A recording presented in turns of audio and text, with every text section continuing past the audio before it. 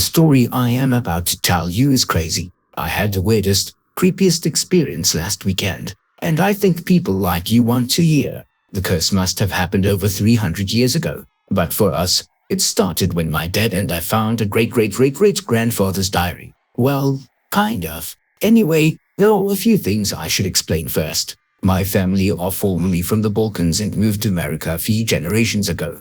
Our family immigrated with everyone who traveled from their village. Maybe like 30 people to live in America in a place called Grimville, where they continued to live together for years. Until one day, great, X4, grandfather Edward moved states with his family, and we have never known why. Upon finding the diary, I'm getting ahead of myself. First, you should know that my family are highly superstitious people. My grandmother and grandfather would always tell me stories of horrors in the woods, visits from gypsies, and deathly omens. There was always a reason for something strange or unfortunate to happen, and that reason was always supernatural. I believed the stories as a kid, but these days, I can see where coincidence and paranoia collide. Even so, the story stuck with me 40 years later. There was a rule at my grandparents' house: never leave the window open at night. My parents didn't care for this rule, as it wasn't something we did in our house, but they always respected it.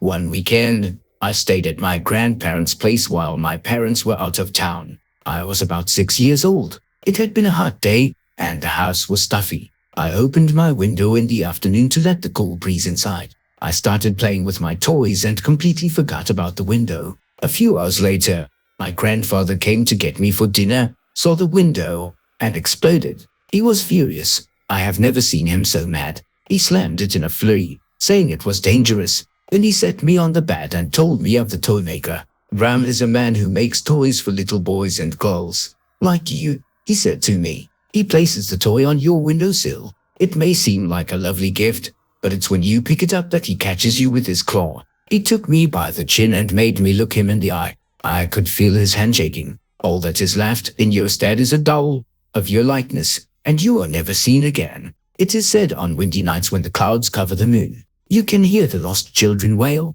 He let go of my chin. Never leave your window open again. He stood up and walked to the door before turning back. Remember, Bram the Toymaker is not your friend. And then, to make his point, he left me to bed without dinner. I couldn't sleep a wink. What kid could? I stopped playing with my toys for a while after that. And I never left the window open at night. Not at my grandparents' and not at my own house either. Much later, in my teenage years, when I would tell this story to my friends, no one had heard this old wives' tale. Not even my friends from the Balkans. The other story that sticks with me happened a few years later when I was 9 years old. My grandfather had just passed away. At his funeral, I remember my uncles carrying the coffin out of my grandparents' house to be buried, when just before crossing the threshold of the front door they stopped, talked amongst themselves, then backed up and turned around 180 degrees. My grandma was standing next to me,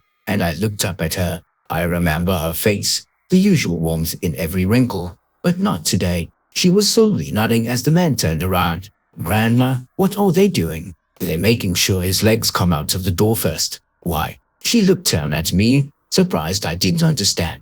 I still remember the unnerving intensity in her eyes. To make sure he doesn't come back, of course, or hell take us with him. And she walked away, leaving me there, alone again. I couldn't sleep for weeks, worried my grandfather would come to visit me. My parents would read me scary stories to tell in the dark occasionally, and boy, were they regretting that now. Every night I expected to hear heavy thuds on the stairs to my room, imagining his legs stiff from rigor mortis, to see his face as he rounded the doorway, sunken cheeks, white eyes a home for flies, blue skin puffy or was rotting away, mouth frozen open in eternal despair.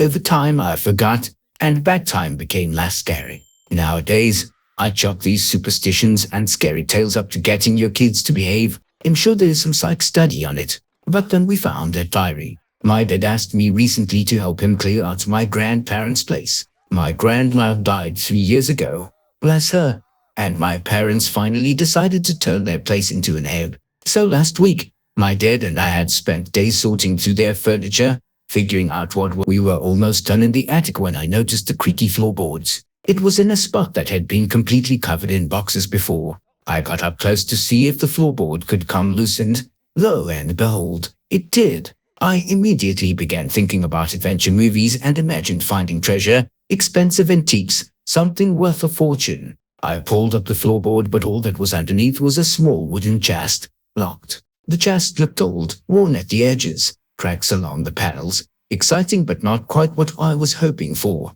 My dad had never seen it before either and didn't remember his parents with it. So, our curiosity tells us to open the box. I go to pick it up and it is ice cold to the touch, the kind of cold that almost feels like it's burning as it had just come out of a freezer. I drop it in surprise and the damn thing gives me a splinter before landing on the floor and breaking open. A splinter I still have, by the way, that won't freaking heal. Anyway, inside the chest, we found the diary. Sure, we were a bit underwhelmed, but we knew it would interest Mom, so we took it with us. That night over dinner, we pulled it out and read it. Let me tell you, we did not finish our food. Not after what we read.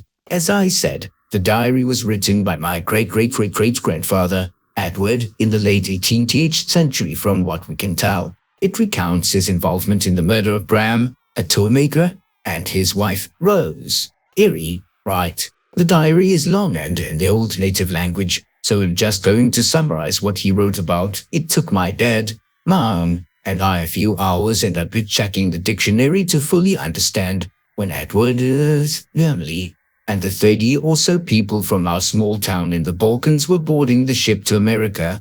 They met Bram and Rose, who happened to be moving to the same village.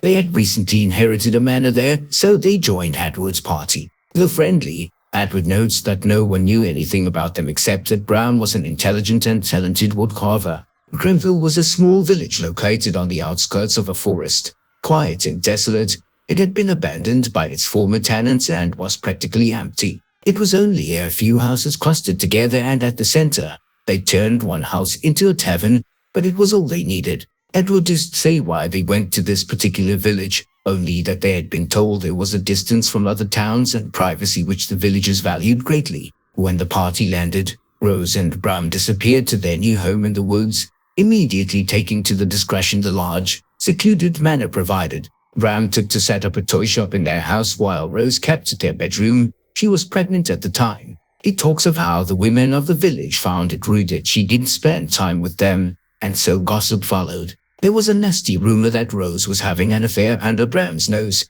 as while he worked downstairs at night, she was sometimes seen staring out the window with a dark figure looming over her shoulder, whispering in her ear. One day, some men were hunting in the woods when they saw Rose in her nightgown, surrounded by candles, symbols drawn in the dirt at her feet, chanting. This was during the witch hunting hysteria, so of course the men go back to the village and tell everyone. Edward says he was in the tavern at the time, and at the first mention of witchcraft, the men had everyone's attention. The elders cited the dangers of an independent woman's mischievous nature. Fresh rumors went flying. The parents were scared for their children. Within minutes, the village had formed a mob, so fueled by liquid courage and fear, they gathered their wits and weapons and went to Bram's manor. Bram was working when the villagers burst through the door. A toy doll splayed out on the table, waiting for him to attach the limbs and make it whole. The mob knocked his work aside and rounded on Bram. He tried to calm them as Rose came from upstairs to see what was wrong with her hands on her pregnant belly. They accused her of witchcraft, which, of course, they both denied. But it didn't matter what they said, it was too late for them. The villagers had made up their minds. They dragged the couple outside and threatened Rose that if she did not admit guilt, they would cut Bram to pieces. Protecting her baby, she refused, and they kept their word. Edward says the hilt of a blade was pushed into his hand, and stepping forward, he welcomed it. He describes how they started with Bram's arms, finding the gap in the bone and the cartilage to stick the knife in and hack. They started at his wrist on one arm. Rose begged them to stop, claiming their innocence. But he says that after a while, they stopped hearing her. As if she wasn't there, they could not hear Bram's screams, only the tearing of flesh and the spurting of blood. During this torture, one of the elders, Edward calls her an old gypsy woman, entered Bram's house to look for something. Eventually, once Bram had lost much of his body, just an empty sack on the ground, they turned to Rose, their hunger for violence not yet satiated. Rose's silence said it all. She knew what was to come, and she did nothing to sway her captors. Edward said to look in her eyes was to see the devil himself. She did not speak as they tied her to a stake, nor when they poured the oil, but when they lit the fire, her voice could be heard by all. Her body began to writhe against her bonds, her head twisting, neck snapping at inhuman angles. Edward described her voice as tangling with unearthly sounds, demonic voices outside of the range of human vocal cords, screeching, wailing, and crackling with the fire. Words poured out of her like blood, hurtful, dangerous, and evil. Just before her last breath, she swore a curse on them for their heinous judgment, calling upon Lilith to avenge their deaths. As Rose's charred body crumbled on the stake, the old gypsy woman came out of the house holding some papers. She had found notes in the bedroom, written by Rose, incantations to drive out a foul demon. The demon had told her its name was Lilith,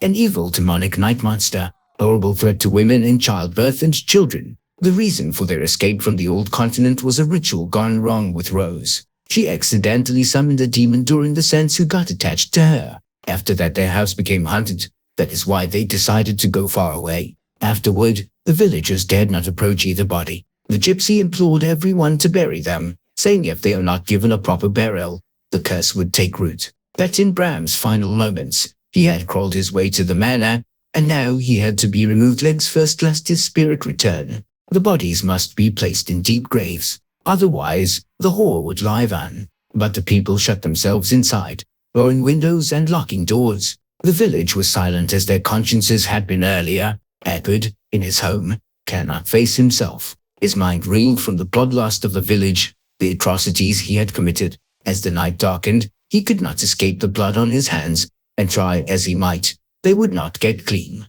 Guilt overtook him. He decided to take on the responsibility of burying the dead. Exiting his home, only the creatures of the night saw him walk to the manor. Foxes, owls, rats. It seemed all had come to bear witness to his guilt. Quietly, he dug a grave next to Bram and Rose's manor, as deep as he could go. He picked up what little remained of Rose and his horror felt some stick to his hands. Ignoring the nausea building in his stomach, he shook as he placed her. He then turned to find where Bram's body lay. As he walked, he noticed the squelch of mud beneath his feet. The mud was made not from water, but from blood mixing in the dirt. It sucked at his shoes, releasing eerie gurgles with each step. Turning his fractured mind away, his eyes searched. Half an arm here, a foot there, a hand, but no Bram. Instead, a trail of blood smeared across the ground that led towards the manor. Edward followed the trail, and sure enough, just as the gypsy had said, Bram's mutilated torso was located inside the manor. I can't imagine how he would have been in so much pain to use his arms and legs. I can think about it. Edward's entry is hasty here. Clearly, he was terrified just writing this down. When Edward entered the manor, there went still. No sound could be heard within. Even in the dark, Edward could see the toys Bram had been working on, laid out waiting to be put together. Dolls, bears, animals with happy faces, with their smiles obscured in the dark. Their eyes were dull and staring at the murderer who had entered their home. Then the manor released a long groaning creak, a sound of mourning for its owners, which frightened Edward half to death. Bram is dead at this point, that much is certain, from the loss of blood from his wounds. Pressure mounted on Edward, his fear increasing with every second he spent in that manor. In a panic, he slid his arms under Bram's armpits and, walking backward out the door, pulled Bram out, head first. He dropped the body in the grave next to his wife, leaving himself splattered with blood again. Barely able to lift the shovel, he filled the hole nonetheless. Then he left, his guilt easing with each step home. But this night had become one he would carry with him every day. He notes it's much later he realized that the gypsy woman had spoken the truth. There is a gap in the dates after this, about a year. Edward explains for months, he had stared out the window looking at the forest. He was waiting for a fiery hand to reach inside.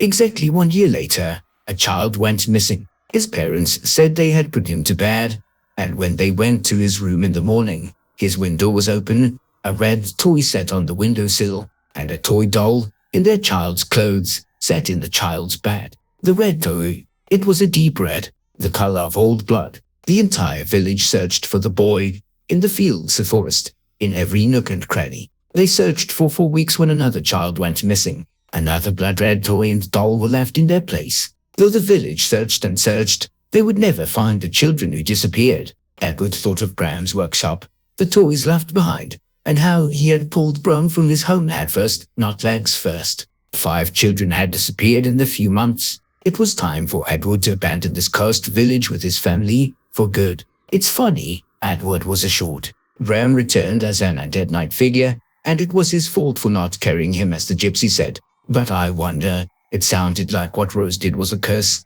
wanting revenge on the people that wronged her. What if Lilith possessed Bram's corpse and brought him to life? It could be the demon coming for the kids. I'm not sure what I believe now, to be honest. I know it sounds crazy to think the story is real, but in that diary, the words Edward wrote, you can see it was real to him. And to think this story has been passed down for generations makes me think Bram followed them. Followed the villagers who Rose had cursed maybe. Luckily, we don't live in the same state anymore, but it does have me curious. I wonder if the house is still there, what it would look like. I've decided to do a road trip to Grimville this weekend, learn a bit more about Edward and the village, and who knows, maybe see if this Bram is real or just a scary bedtime story.